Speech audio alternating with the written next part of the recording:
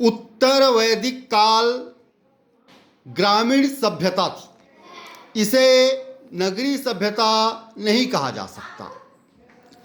नगरीय सभ्यता में अर्थव्यवस्था मुख्यतः व्यापार प्रधान होती है, जिसमें समस्त आर्थिक गतिविधियों का संचालन उन्नत व्यापार एवं वाणिज्य के द्वारा होता है।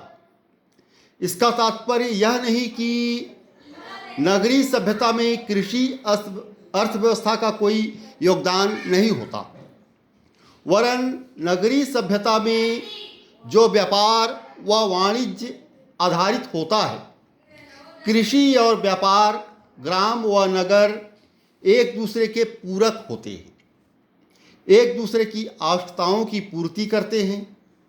परंतु उत्तर वैदिक काल के लोग कृषिजीवी और स्थिरवासी तो हो गए थे, लेकिन उनके कृषि यंत्र उतने आधुनिक नहीं थे।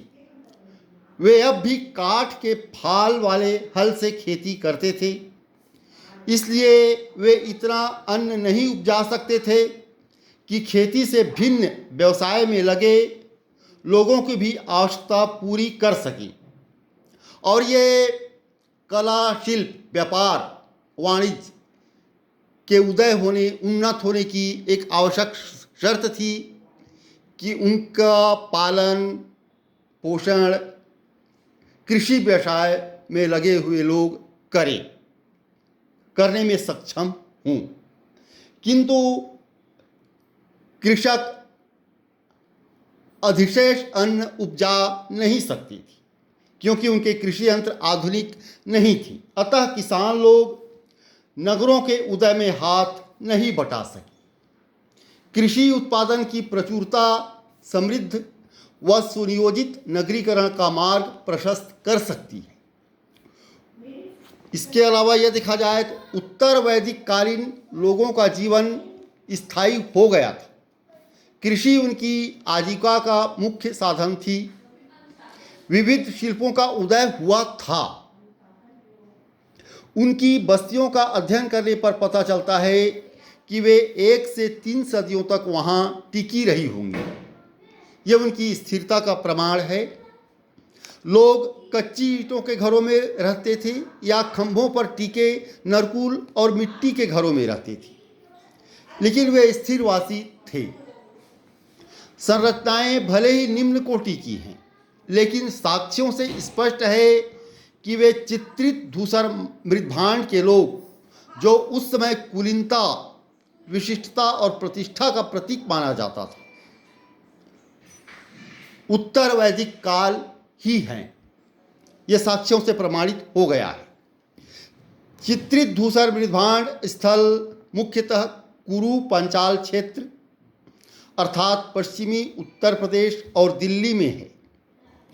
इसके अलावा मध्य क्षेत्र अर्थात पंजाब व हरियाणा के संलग्न भागों में तथा मत्स्य क्षेत्र राजस्थान के संलग्न भागों में मिले हैं। इन स्थलों की कुल संख्या 700 के करीब हो सकती है, जो अधिकतर ऊपरी गंगा घाटी में पड़ते हैं, और यही उत्तर वैदिक कालीन निवासियों का मुख्य निवास स्थल था। इनमें कुछ ही स्थलों का उत्खनन हो पाया है, जैसे हस्तिनापुर, अतरंजी खेड़ा, जोखेड़ा और नोह। पूर्णतः ग्रामीण सभ्यता पर आधारित उत्तर वैदिक काल के अंत में नगरों के उदय का आभास मिलता जरूर है। उत्तर वैदिक ग्रंथों में नगर शब्द आया है। समुद्र और समुद्र यात्रा की भी चर्चा है।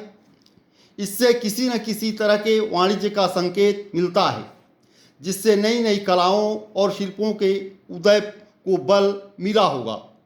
कुछ छोटे स्थान जो कला व शिल्प के केंद्र रहे होंगे, वहाँ व्यापार वाणिज्य सीमित मात्रा में पनप गया होगा, जिससे कुछ नगरीय व्यवस्थाओं का विकास सीमित मात्रा में हुआ होगा, इसका आभास मिलता है। लेकिन इन्हें पूर्णतः नगर नहीं कहा जा सकता। हाँ, आद्य नगरीय स्थल अवश्य कहे जा सकते हैं। उत्तर वैदिक काल के अंत में हस्तिनापुर और कौशांबी महज नगर थी। धन्यवाद।